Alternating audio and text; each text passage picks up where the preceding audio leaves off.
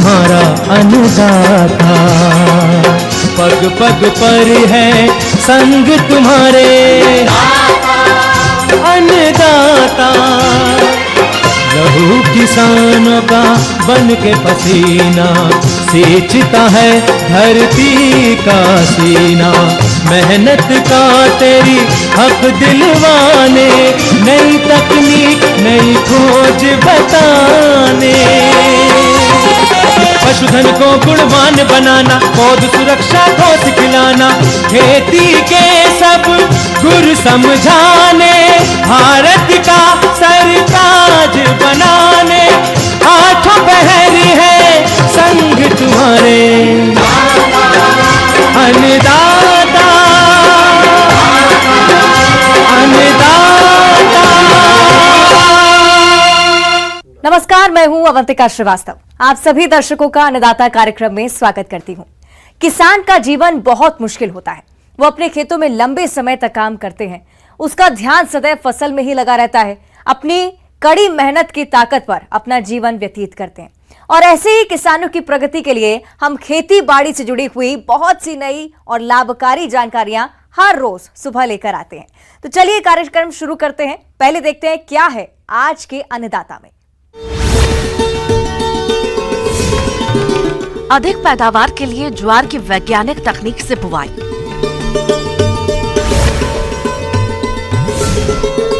पपीते के बागों में लगने वाले रोग और उनकी रोकथाम।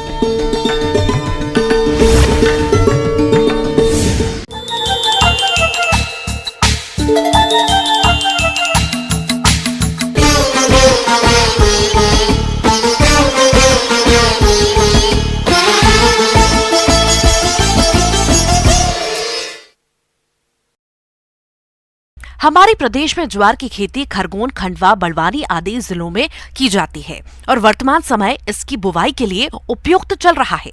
जो किसान भाई इसकी खेती करना चाहते हैं वो इसकी उन्नत किस्मों का चयन करके खेत की तैयारी से लेकर बुवाई तक के कार्यों को वैज्ञानिक अनुशंसाओं को अमल में लाकर करेंगे, तभी उन्हें आगे चलकर ज्वार की अधिक पैदावार मिलेगी। तो ज्वार की उन्नत किस्में कौन कौन सी हैं और इसकी वैज्ञानिक विधि से बुआई किस तरह से करें, आइए जानते हैं किसान कल्याण कृषि विकास विभाग जिला भोपाल की सहायक संचालक सरिता कंगाली से।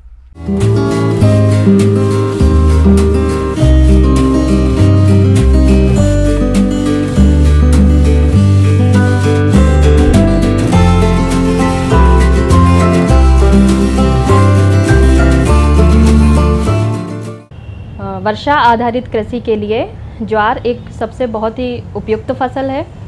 ज्वार की फसल से देखा जाए तो दोहरा लाभ किसानों को मिलता है। एक तो मानव आहार के साथ साथ पशु आहार के लिए भी ज्वार कड़वी के रूप में प्राप्त होती है। ज्वार की फसल कम वर्षा में भी अच्छी उपज दे सकती है। ज्वार की उन्नतशील किस्मों की बात करें तो उनमें प्रमुख है जवाहर ज्वार 1041, जवाहर ज्वार 741, जवाहर ज्वार 938, SPV 1022, CSB 15 SA, R1 इत्यादि।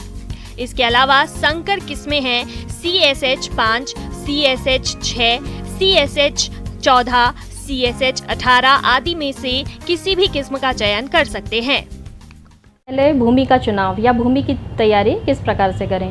भूमि के चुनाव के लिए ज्वार की फसल को मटियार, दोमट या मध्यम गहरी भूमि की आवश्यकता होती है।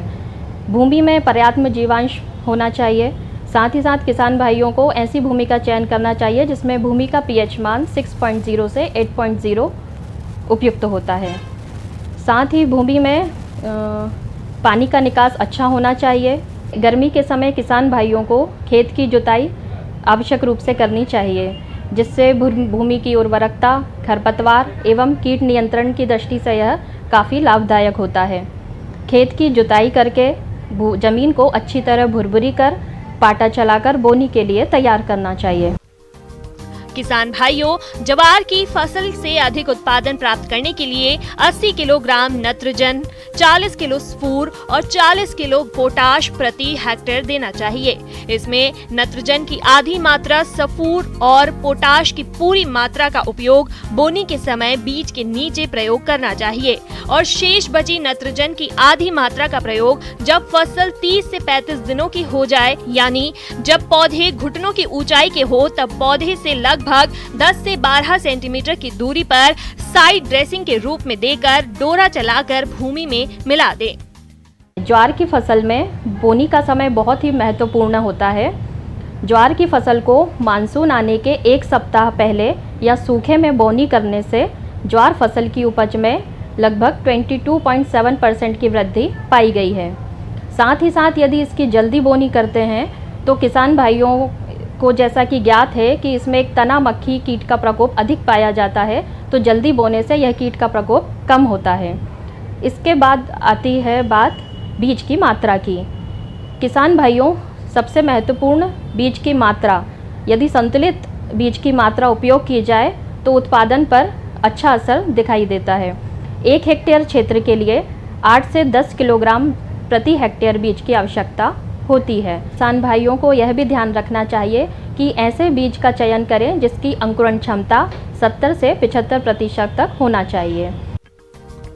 ज्वार के बीजों की बुआई से पहले बीजों को उपचारित करके बोना चाहिए। बीजोपचार के लिए कार्बनडाजिम 2 ग्राम और एप्रॉन 35 SD 6 ग्राम कवकनाशक दवाई प्रति किलोग्राम बीज के दर से बीजोपचार करने से फसल पर लगने वाले रोगों को काफी हद तक कम किया जा सकता है। इसके अतिरिक्त बीज को जैविक खाद एजोस्पाइरिलम और PSB कल्चर 10 ग्राम प्रति किलो बीज के हिसाब से उपचारित करने से 15 से 20% अधिक उत्पादन किया जा सकता है। इसके बाद हम बात करते हैं अधिक उत्पादन प्राप्त करने हेतु सही पौध संख्या। इसके लिए देखा जाए तो ज्वार की विपुल उत्पादन देने वाली प्रजातियां तथा संकर जातियों में कतार से कतार की दूरी 45 सेंटीमीटर एवं पौधे से पौधे की दूरी 12 सेंटीमीटर रखने की अनुशंसा की जाती है। इस तरह यदि देखा जाए तो प्रति हेक्टेयर 1,80,000 पौध संख्या रखने की अनुशंसा होती है। इसके अलावा यदि देखा जाए तो जो द्विउद्देशीय वाली नई किस्में हैं, जैसे जवाहर ज्वार 1022, जवाहर ज्वार 1041 एवं CHS 18 की नई किस्मों के लिए पौध संख्या कतार से कतार 45 एवं पौधे से पौधे की दूरी 10 सेंटीमीटर रखना आवश्यक होता है।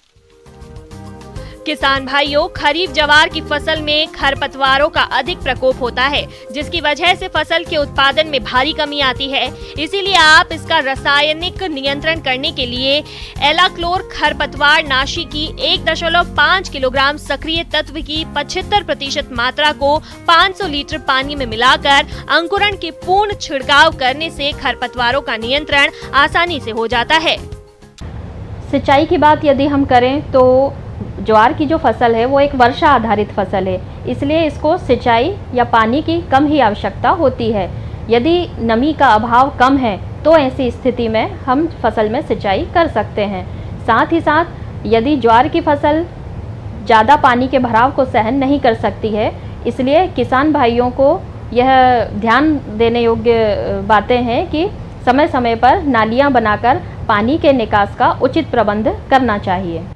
किसान भाइयों से अनुरोध है कि मेरे द्वारा जो ज्वार फसल के बारे में जो जानकारी आपको बताई जा रही है उसको वे भली भांति अपनाएं और ज्वार फसल का अधिक से अधिक उत्पादन प्राप्त करें। किसान भाइयों, अभी तक आपने खेती से जुड़े हुए कुछ उपयोगी जानकारियां देखी। अब लेते हैं एक छोटा सा ब्रेक, जल्दी लौटेंगे और कार्यक्रम में आगे भी हैं खेती बाड़ी से जुड़ी महत्वपूर्ण जानकारियां, तो बने रहिए हमारे साथ।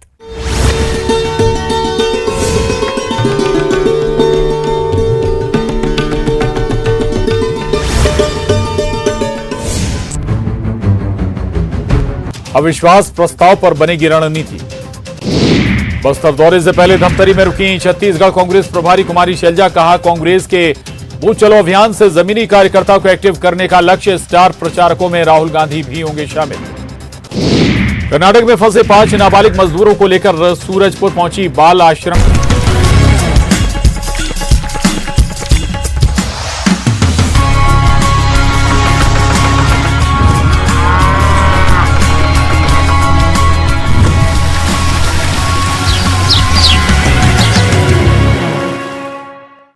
के बाद आप सभी दर्शकों का अन्नदाता में स्वागत है। चलिए अब रुक करते हैं अगली कड़ी की ओर।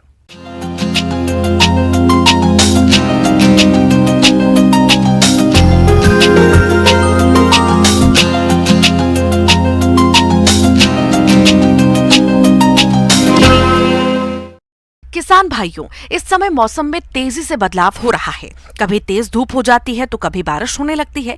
ऐसे में वातावरण में नमी की अधिकता के चलते रोगों का प्रकोप बढ़ जाता है। अगर पपीते के बाग की बात करें तो इस समय इन बागों में कई हानिकारक रोगों का प्रकोप देखा जा रहा है, जो कि पौधों की बढ़वार और फलन पर बुरा असर डालते हैं। इसलिए समय रहते नियंत्रण किस प्रकार से करें, आइए जानते हैं पौध रोग विशेषज्ञ डॉक्टर AP भगत से।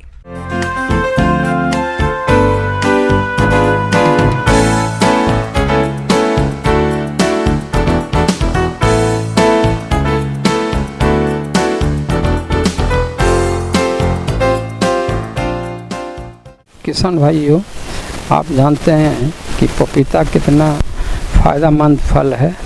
यह पाचन क्रिया में आपको कितना फ़ायदा देता है। कोई भी पेपेन और इसमें जो एंजाइम निकलता हुआ पाचन क्रिया में सहायक होता है, जिसको पेपेन पपीता के दूध से जो निकलता है उसको पेपेन बोलते हैं। कभी आप सुनते होंगे कि पपीता के पत्ते को चबा के आप जो उजला प्लेटलेट्स होता है खून में, उसको वृद्धि करते हैं। तो इसका महत्व कितना आप जानते हैं।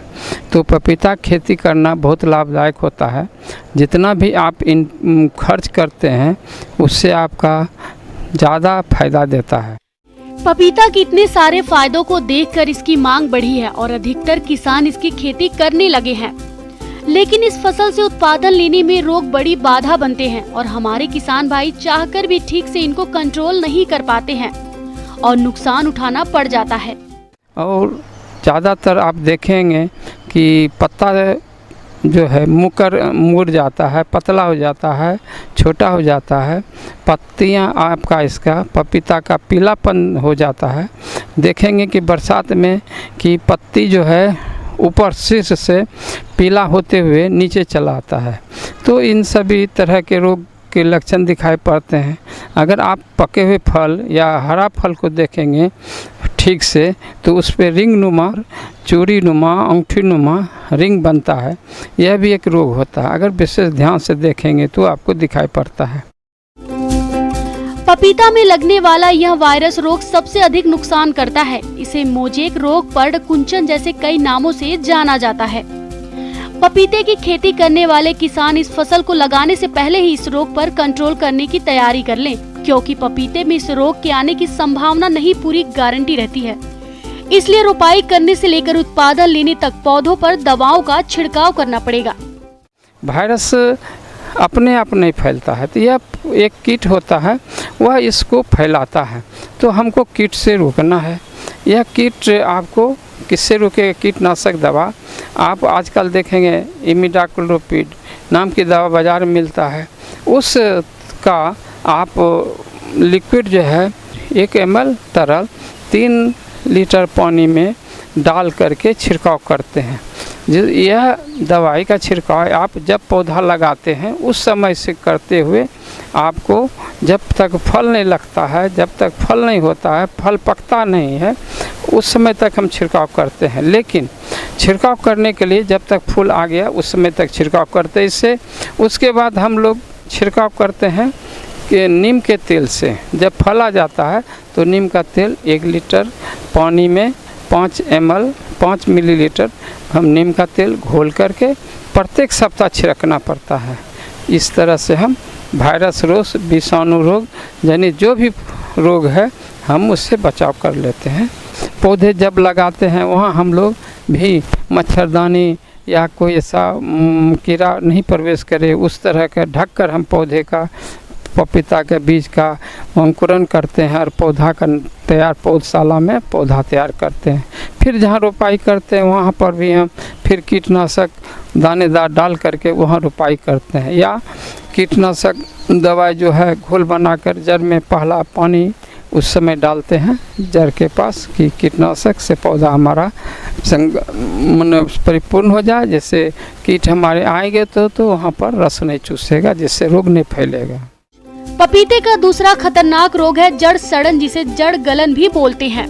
यह दूसरा ऐसा रोग है जो पपीते को नुकसान पहुंचाता है।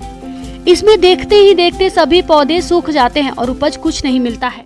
आपको हानि जो देखने को जो स्पष्ट रूप से मिलता है कि पौधा एकदम फलदार लदा हुआ है और अचानक वह बरसात के समय सूखने लगता है। यह पौधे के में जो लगता है जड़ सड़न कर देता है। एक हो गया जहाँ से पौधे से ज़मीन हमारा तना रहता है उसको पद बोलते हैं, उसी पर उखड़ा रहता है पेड़ पौधा, तो उसको हम पद बोलते हैं। तो जड़ और पद सड़न का बीमारी लग जाता है। तो आप समझ सकते हैं इसके लिए हम क्या उपचार कर सकते हैं। हम उपचार करने के लिए जैसे अभी मौसम शुरू हुआ बरसात का, तो आपको कॉपर ऑक्सीक्लोराइड का केमिकल जो फफूंदनाशक कहलाता है बाज़ार से खरीदें और 1 लीटर पानी में 2.5 ग्राम पाउडर 2.5 ग्राम पाउडर को घोलकर जो भी हमें मात्रा एक पौधे में हम करीब 5 से 10 लीटर पानी को डालते हैं। यह डालने की प्रक्रिया ये है, जड़ के आसपास हम पौधे के को हम सुरक्षा देते हैं। पौधे के जड़ के आसपास ये 5 से 10 लीटर पानी एक पौधे में डाल देते हैं। 1 महीना के अंदर फिर दोबारा एक बार और डाल दें, क्योंकि बरसात का सीज़न आप सोचेंगे अभी से 2-3 महीना तक रहता है, तो 2 बार कम से कम आपको डालना होगा। आगे और भी है खेती बाड़ी से जुड़ी हुई बहुत सी रोचक जानकारियां, पर यहां पर रुकेंगे। एक और छोटे से ब्रेक के लिए जल्द हाजिर होते हैं।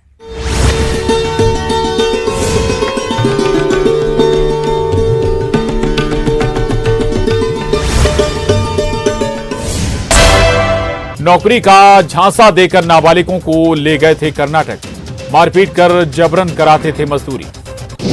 कोरबा के कुसमुंडा थाना इलाके में ट्रांसपोर्ट कंपनी के सुपरवाइजर से लूट, बदमाशों ने लूटे बाइक, नकदी और मोबाइल, विरोध करने पर किया चाकू से हमला।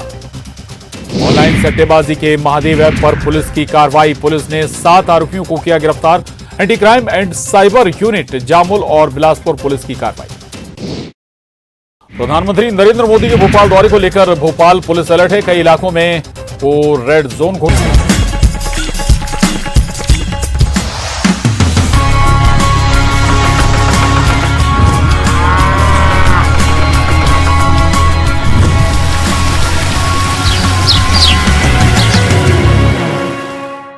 ब्रेक के बाद एक बार फिर से आप सभी दर्शकों का अन्नदाता कार्यक्रम में स्वागत है। बढ़ते हैं अगली प्रस्तुति की ओर।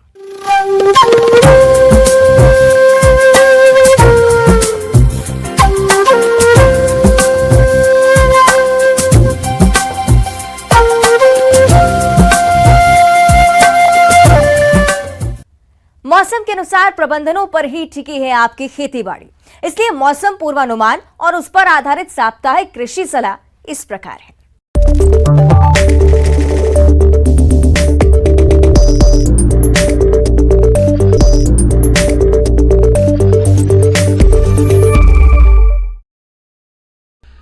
ग्रामीण कृषि मौसम सेवा, इंदिरा गांधी कृषि विश्वविद्यालय और राजमोहिनी देवी कृषि महाविद्यालय एवं अनुसंधान केंद्र अंबिकापुर द्वारा भेजे गए मौसम पूर्वानुमान रिपोर्ट के आधार पर जिला सूरजपुर और इससे लगे जिलों के किसान भाइयों को सलाह दी जाती है कि इन क्षेत्रों में आगामी दिनों में आसमान में सामान्यतः घने बादल से घटाटोप छाए रहने एवं मध्यम वर्षा होने की संभावना है। अधिकतम तापमान लगभग 30 से 34 डिग्री सेल्सियस रहने की संभावना है, वहीं न्यूनतम तापमान 24 से 25 डिग्री सेल्सियस रह सकता है। आने वाले दिनों में हवा मुख्यतः दक्षिण पश्चिम से दक्षिण पूर्व दिशा से बहने की संभावना है और इसकी गति लगभग 2 से 7 किलोमीटर प्रति घंटे की रफ्तार से रहने की संभावना है। ऐसे में इन क्षेत्रों के किसान भाइयों को सलाह दी जाती है कि खेत की साफ सफाई और मेड़ों की मरम्मत आवश्यक रूप से इस समय करना चाहिए। धान का धरहा डालने या बुआई से पहले स्वयं उत्पादित बीजों को 17% नमक के घोल में उपचारित कर पुष्ट बीजों का चयन करें। प्रमाणित या आधार श्रेणी के बीजों के पैकेट में प्रदाय किए गए फफूंदनाशक से अवश्य उपचारित करें। धान की रोपाई वाले कुल क्षेत्र के लगभग 1/10वें भाग पर नर्सरी तैयार करें।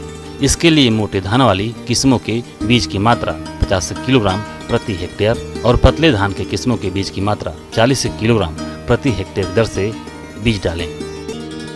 धान की SRI पद्धति, इसके लिए 6 से 8 किलोग्राम बीज प्रति हेक्टेयर उपयोग करें। श्री विधि से नर्सरी लगाने के लिए 1 मीटर चौड़ी और 10 मीटर लंबी तथा 15 सेंटीमीटर ऊंची क्यारियां बनाएं। क्यारी के दोनों ओर सिंचाई नाली बनाना आवश्यक है। 1 हेक्टेयर के लिए 10 क्यारी बनाएं। अरहर के लिए बीज की मात्रा 15 से 20 किलोग्राम प्रति हेक्टेयर रखें। शीघ्र पकने वाली किस्मों में कतार से कतार की दूरी 60 सेंटीमीटर व पौधे से पौधे की दूरी 15 सेंटीमीटर रखी जाती है। तदनुसार मध्यम अवधि वाली फसल को 90 व 20 सेंटीमीटर की दूरी पर लगाया जाता है।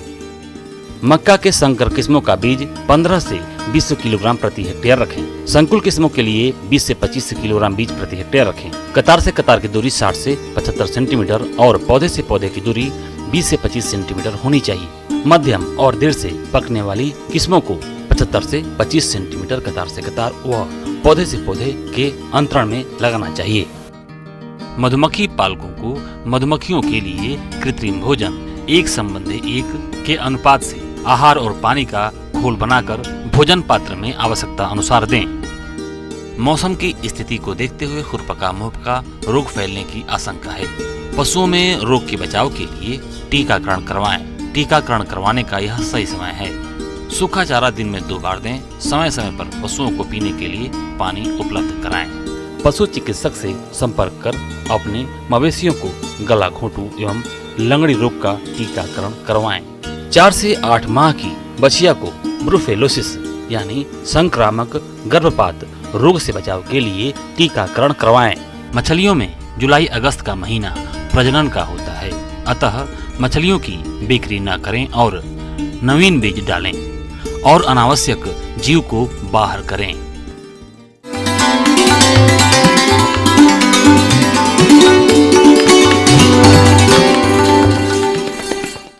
अन्नदाता हेल्पलाइन निशुल्क फोन संपर्क सेवा के माध्यम से आपके द्वारा पूछे गए प्रश्नों में से 1 या 2 महत्वपूर्ण प्रश्न को हम अपने कार्यक्रम में शामिल करते हैं। इसी के तहत आज का चयनित प्रश्न और उसका जवाब इस प्रकार है। आज की अन्नदाता हेल्पलाइन में हमने जिस प्रश्न को शामिल किया है उसे पूछा है ग्राम खतौली, जिला बिलासपुर के हारिस माली ने। आपने इस समय गुलाब की फसल में किए जाने वाले जरूरी कार्यों पर जानकारी चाहिए है, तो इसके लिए देखिए कार्यक्रम का यह अंश।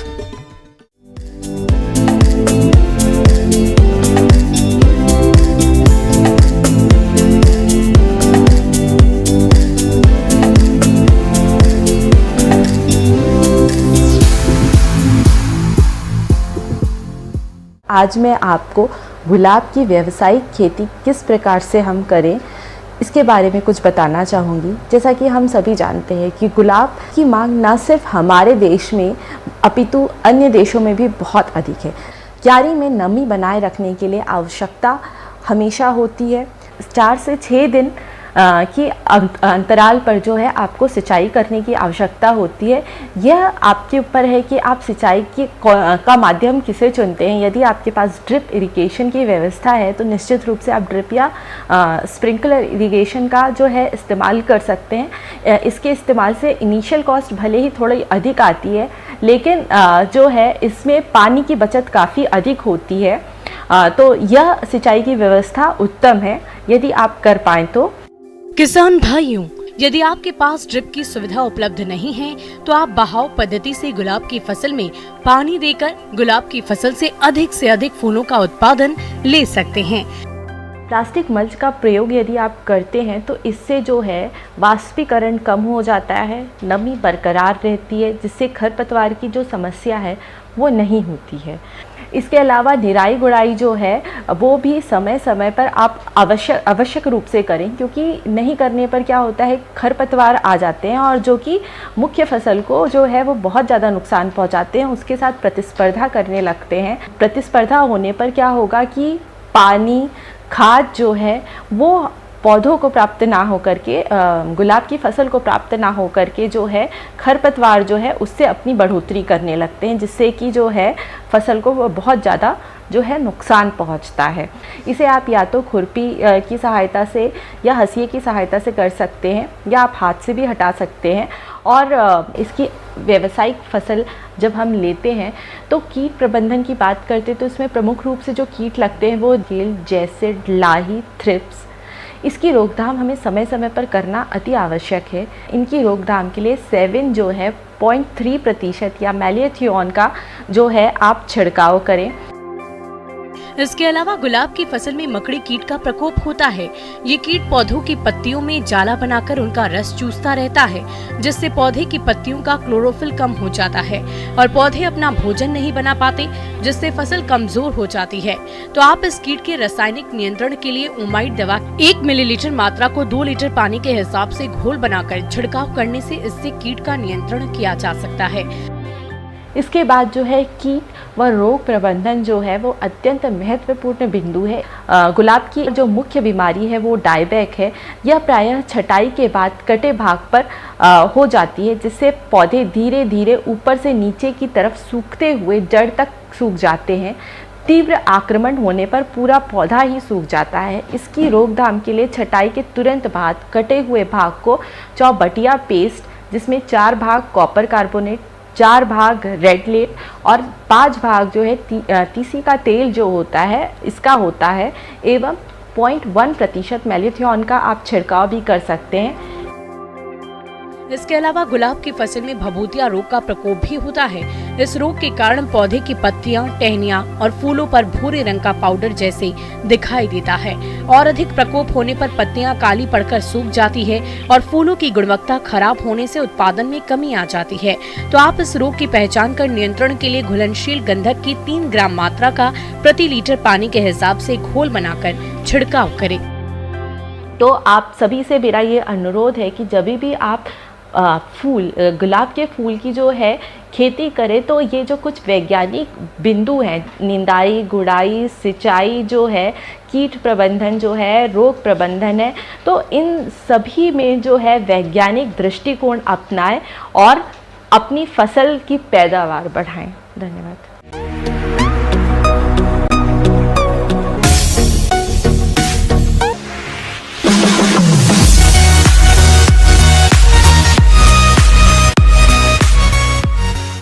आइए अब एक नजर डालते हैं राज्य के कुछ चुनी हुई मंडियों के प्रमुख फसलों के बाजार भाव पर।